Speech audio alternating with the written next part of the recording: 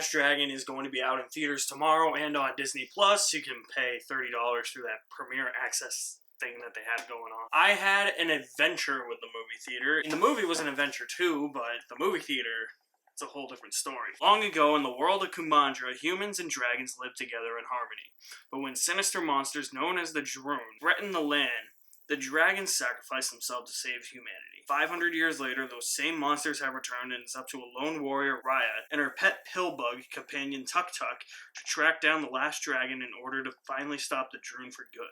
Now, before I actually get into my review of this movie, I have to say something that I haven't said publicly. I was legit terrified of this movie.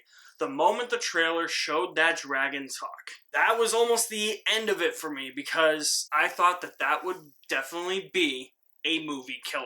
I said to myself, this might be the end of the new Disney Renaissance. All of their animated films up to this point have been either fairly good or really good. And when I saw that, I said, while I understood why they did it, because they didn't want to exactly replicate How to Train Your Dragon, to me, it just felt like it was going to really tank the movie due to how much that dragon was going to talk. And I thought it was going to get on my nerves, and some of the other characters are going to get on my nerves, like that little toddler and that boat captain, Captain Boone. Almost every side character that I had seen in the trailer, I thought was going to be really annoying and kill the movie. Luckily, that is not the case. I fucking loved Raya and the Last Dragon. This is by far my favorite Disney animated film of this new Disney Renaissance. Move aside Big Hero 6, move aside Zootopia, we have a new Disney princess on the block. Actually, no. You know what? Kelly Marie Tran is not a Disney princess. She is a Disney queen. This movie is Kelly Marie Tran's resurrection. This is the biggest middle finger to all those asshole racist Star Wars fans that got mad over a fictional character. And now she's just like, hey bitches, guess what? I'm back. There's nothing you can do about it. Just like how you can't do anything about the sequel trilogy existing. Sorry, there's nothing you can do about it. Kelly Marie Tran was the perfect voice for Raya. It kind of makes you wonder, because she was recast late in the process, so it makes you wonder what Cassie Steele was going to do with the character in terms of the voice. I bet you there were some creative differences there that led to a recast, and luckily Kelly Marie Tran got the call. It does have a little bit of intrigue as to what Cassie Steele was going to bring to the role, but I don't think she would have been as good as Kelly Marie Tran. This is like top-notch voice acting. Not to mention, this movie is just so goddamn entertaining. I was invested in this world. I was invested in the mythology. I really loved the story that was crafted around these characters. These characters have so many quirks, and the characters that I thought were going to be really annoying and potential movie killers ended up being really charming and sweet and hilarious. And Awkwafina as the dragon Sisu was actually really good. At first, I was like, oh shit, here we go. But it was charming. That's what I'll say about it. It never got to the point of annoyance. And I thought it was going to go there when I saw it in the trailer, and when I first saw it, when Sisu showed up in the movie. Luckily, that didn't happen, and I'm so happy it didn't happen. These are some of the most memorable Disney characters I've seen put on screen in a while.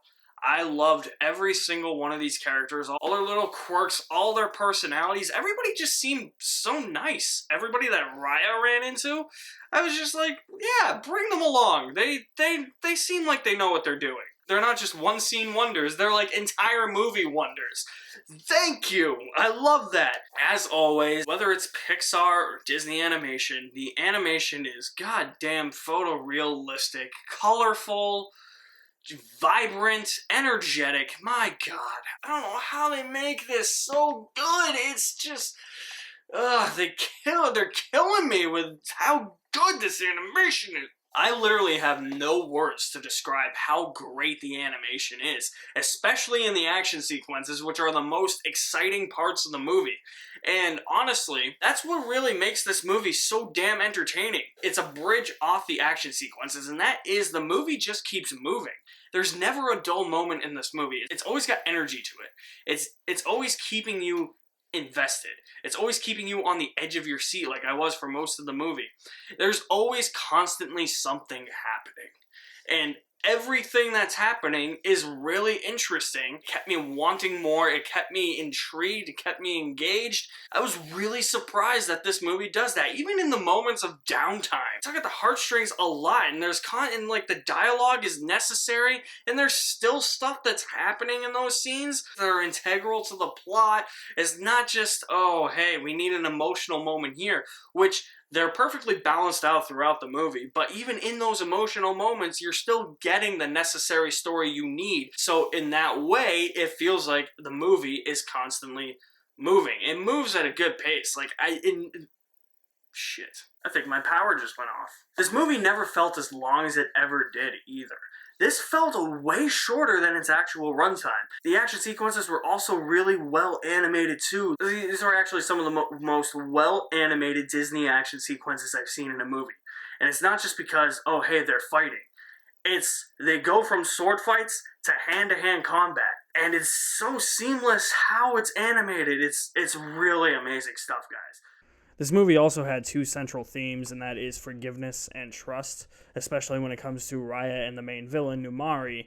And I thought that they actually really did a very good job with showcasing those themes as to, hey, you can learn to forgive somebody who's wronged you, and you can learn to trust your own enemies and people you don't necessarily know, and it'll be for the greater good. I think that is a great message to spread to families and kids. The film has a really realized version of that, and it was done so beautifully that, I know this is going to sound corny, it almost brought a tear to my eye. There were literally scenes at the end of this movie involving Raya and Numari, I'm not going to spoil anything, that literally almost made me tear up. One of the main criticisms I've seen with this movie, and I can somewhat agree, but I'm going to let it pass, is that this movie does suffer from exposition overload. You're constantly learning about this world. Obviously, exposition is necessary to progress the story, but it didn't really bother me with this movie, honestly, because the more I learned about the story and this world and the mythology, the more I loved it.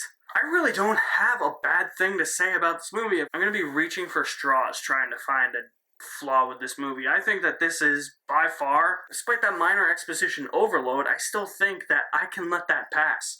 It's a very well-told tale that constantly moves with some great action scenes, photorealistic animation, great voice acting, lovable characters, and just such a really unique world. I will say Raya and the Last Dragon belongs in popcorn heaven. So guys, what did you think of Raya and the Last Dragon? Drop me some feedback in the comments section below. I will leave my link to my website in the description below. You guys are the best. Thank you for watching. My name is Alex Madden, and I'll see you at the movies somewhere.